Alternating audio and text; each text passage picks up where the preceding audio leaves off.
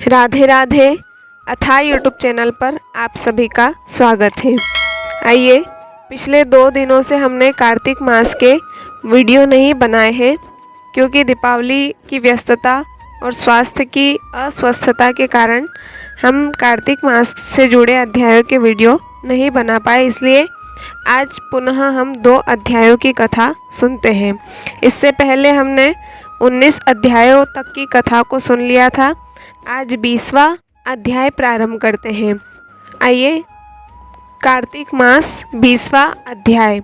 तब राजा पृथु ने पूछा, हे देवर्षि, उसके पश्चात युद्ध में क्या हुआ तथा वह दैत्य कैसे मारा गया? कृपा करके उस कथा को मुझसे कहो।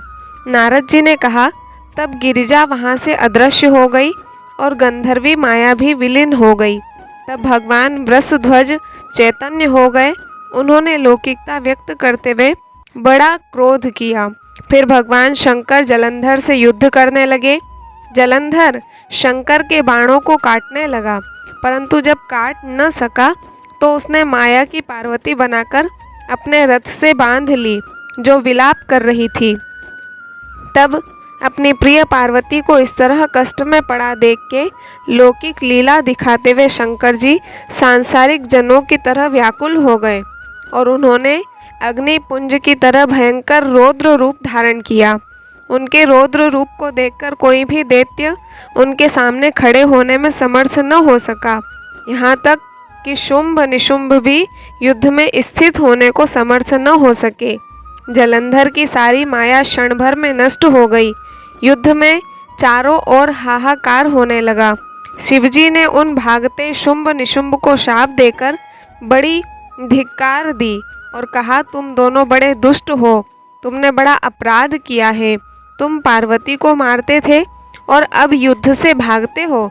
भागते को मारना पाप है, इसलिए अब मैं तुम्हें नहीं मारूंगा, परंतु गौरी तुम्हें अवश्य मारेगी। शिवजी के ऐसे कहने पर समुद्र पुत्र जलंधर क्रोध में अग्नि के समान प्रज्वलित हो उठा। उसने शिवजी पर घोर बाण वर्षा करके धरती पर अंधकार कर दिया।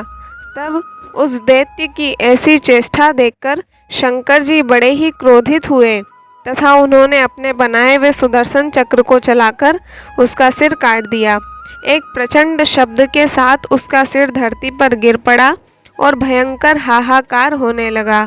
अंजल पर्वत के समान उसके शरीर के 2 खंड हो गए। उसके रुधिर से संग्राम भूमि व्याप्त हो गई। सारी धरती विभल हो गई। शिवजी की आज्ञा से उसका रक्त और मांस महागौरव में जाकर रक्त का कुंड हो गया तथा उसके शरीर का तेज निकलकर शंकर जी के शरीर में वैसे ही प्रवेश कर गया जैसे कि वृंदा का तेज गौरी जी के शरीर में प्रवेश हुआ था। जलंधर को मरा हुआ देखकर देवता और गंधर्व सब प्रसन्न हो गए। इस प्रकार 20वें अध्याय की कथा को हमने सुना।